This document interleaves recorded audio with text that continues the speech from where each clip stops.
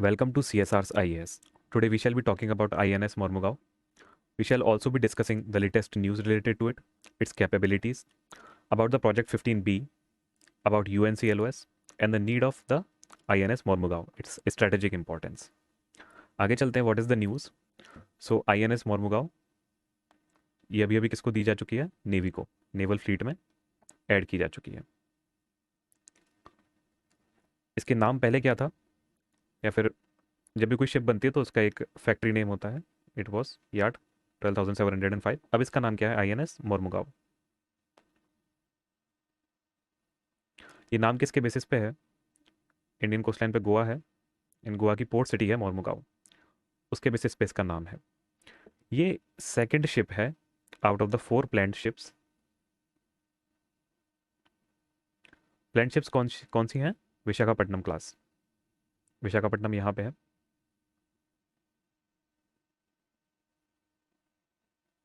So what are this Visakhapatnam class? These are destroyer class. Vishakhapatnam is the INS Vishakhapatnam is the name of the first released destroyer class ship. This is the second one. इसका नाम क्या है? INS Mormugao. ये project 15B का हिस्सा है INS Mormugao, और इसकी कैपेबिलिटीज़ काफ़ी सारी हैं, जिसमें surface to air, surface to surface और एडवांस्ड रडार सिस्टम मौजूद हैं. इन सब चीज़ों के बारे में हम देखेंगे आगे. Let's move to the capabilities of this INS Mormugao. It is operated by 4 gas turbines engine based on COGAG technology, which gives us a peak speed of 50 kilometre per hour. इसकी रेंज क्या है? 4000 nautical miles. अच्छा, एक nautical mile कितना होता है? Around 1.8 kilometre. तो ये कितना हो गया? 7200 किलोमीटर की रेंज इसकी हो गई. और इसमें मिसाइल कौन कौन सी हैं? ब्रह्मोस. अच्छा, ब्रह्मोस मिसाइल के बारे में अलग से पढ़ लेना, बराक मिसाइल के बारे में भी. तो Barak is also there on this. It also has anti-submarine missiles. There are also torpedoes. It can carry helicopters. It has a good radar stealth system. इसकी stealth mode अच्छा है. Plus, it has an advanced radar of its own. अच्छा, इसकी speciality क्या है? 75 of its content. 75% of its content is indigenous. So ये कौन से मिशन के तहत है? आत्मनिर्भर भारत के तहत. आगे चलते हैं. Let's know about the project 15B. So project 15B कहाँ से आता है? ये आता है प्रोजेक्ट 15 से. तो प्रोजेक्ट 15 स्टार्ट किया गया था इनिशियली इन 1990s. और ये किस लिए किया गया था? गाइडेड मिसाइल डिस्ट्रॉयर्स के लिए. एक प्रोजेक्ट 17B भी न्यूज़ में है, इसके बारे में भी आप पढ़ लेना अलग से. सो इनको शुरू में जो प्रोजेक्ट 15 से शिप निकली, इनको बोलते थे दिल्ली क्लास या दिल्ली क्लास. इसके बाद आया project 15A. This was an advancement about the same guided missile destroyers. इनको बोलते थे Kolkata class. And then after more advanced is project 15B, इसको बोलते हैं विशाखापट्टनम क्लास. तो विशाखापट्टनम इसकी पहली शिप थी. दूसरी कौन सी है? INS Mormugao. इसकी तीसरी और चौथी शिप्स जो है वो 2023 या 2025 तक निकलेंगी धीरे धीरे. चलिए आगे चलते हैं. इसकी इंपॉर्टेंस क्या है, स्ट्रेटेजिक इंपॉर्टेंस क्या है? तो पहली बात तो ये गाइडेड मिसाइल डिस्ट्रॉयर है, अटैक शिप है बेसिकली.